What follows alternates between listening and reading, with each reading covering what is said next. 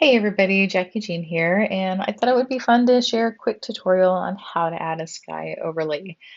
So it really just depends on preference. I tend to expose for my subjects rather than the sky because I feel like the sky can always be recouped. And also, if I wanted to give it a different look completely, I am able to do that. So I do tend to expose for my subject as far as the skin tones go, and then I actually go maybe 1 to 2 stops under exposing as well, as you can see in this picture. Just because I find too, it kind of keeps a lot of the richness and I can maintain a lot of the skin tones and keep those more accurate in post-processing. So this image right here was taken with my 24 to 70 millimeter lens, and the focal length part was at 45 millimeter, and I shot it at 2.8, 400 ISO, and 1600 on the shutter speed. I did keep my shutter speed up pretty high because I was taking pictures of a toddler and they move fast. So all right, so we're gonna just go ahead and jump right in. So as you can see here, it looks like an overcast day because it was. And so there's a couple things we could do. Now I could actually just lower the exposure on the sky specifically and bring those clouds in. However, I want a little bit more drama, so I'm just going to grab my sky that I'll be adding, just drag and drop it. Super easy. Edit, free transform, and I'm going to just make sure I'm bringing it just below the horizon line on the image. The next thing I want to do is I want to make sure to select my blend mode multiply on that layer. If you don't know where your layers box is, you can go to Window, Layers, or click F7 and it will open up, and then you're going to find your layers. And so I've got my background layer, the original image, and then the sky overlay. And so just make sure that the layer is selected, and then you're going to see all of these different blend modes, and multiply is the one that I'm going to use. All right, so now I'm actually just going to kind of bring that up a little bit more because I kind of want the lighter part to be closer there. And now what I'm going to do is I want to mask my layer. And by masking the layer, we're not actually affecting the original layer of the image. I'm going to grab my paintbrush, and I've got my color selected to black.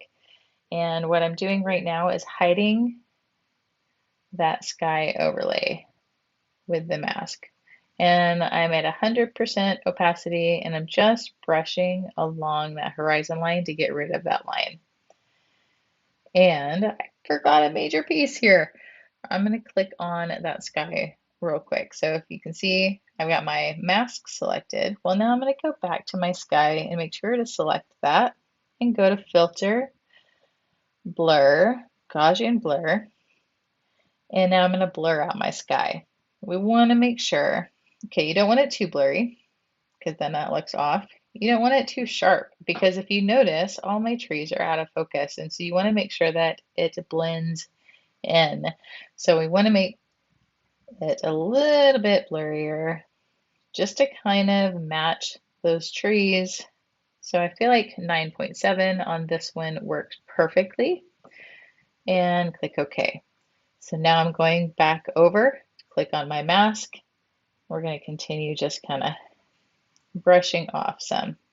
So now I'm lowering my opacity of the brush, blending in some more around that horizon line, and naturally around the horizon line it gets a little bit lighter. So all right, edit, fade, just kind of fade that back a little bit.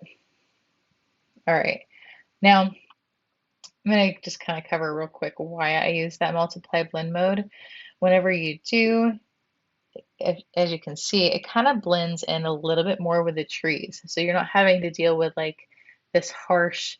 It just looks like it blends in, and it kind of just, there's no halo. It it looks good. So I definitely recommend doing that. And then again, going back over with a low opacity brush and brushing over little parts of the sky, and it just blends in a lot more. Now, if you made a mistake, you can always go back, change your foreground color to white, and then you can bring it back.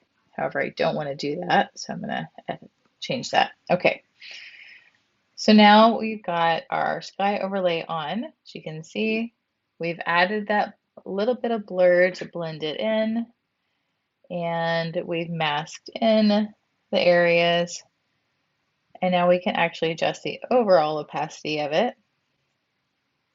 Again, you want to make sure that it's actually naturally there instead of it looking like you actually added the sky.